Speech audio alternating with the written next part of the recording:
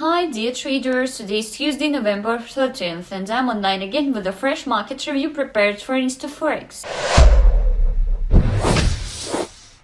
The stock market is in a substance anticipating a response from Pfizer. Investors are keen to know what Pfizer can suggest against the new Omicron variant. The company will make an announcement in 2 weeks, so let's wait and see. Bitcoin is recovering slowly but surely, and so are other altcoins. Crypto traders are still discussing the black swan on Friday. So now let's go back to our charts.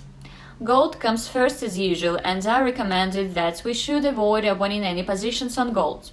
Why? Because I see interesting market developments on the chart. InstaForex opens at non-standard time on Monday. This low was taken with other brokers that opened earlier than InstaForex. So this target has been already reached. Please take notice of this. Thus, it will be better not to enter the market without short positions. All in all, it makes sense to stay away from trading gold. I don't understand what's going on. Perhaps it is an upward retracement, and I cannot imagine a three-wave structure in progress. Gold is drifting now, maybe it will break this trend line. I cannot still reckon whether it is a true impulse or not. The euro-dollar pair is making brave efforts to complete the third wave that I told you about. So the pair came under selling pressure that ebbed away eventually. Let's apply the Fibonacci grid. We see that yesterday 50% Fibonacci level was tested. Today, the first target was reached and price is heading for the second time. There are two nice targets, the high of November 16th and the high of November 18th. These targets are worth hunting for, and I think these targets could be taken today. If no, there will be a retracement and you could open long positions aiming for these targets. The pound sterling is also regaining footing. It is somehow related to the euro, and I don't see any proper targets now. I have told you that I have a global trading plan for the stock's growth.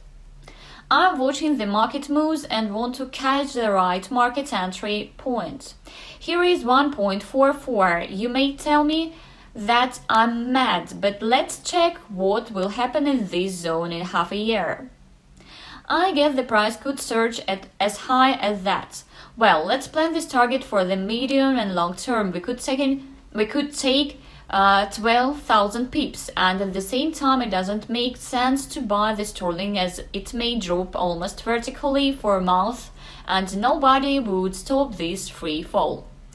Silver has halted its move at the interesting level. It might be risky to increase long positions, and the stop loss could be placed 140 pips down and the take profit could be 260 pips up. Let's open a 1 month chart for silver. I expect 3 upward waves because I spotted the first powerful impulsive wave.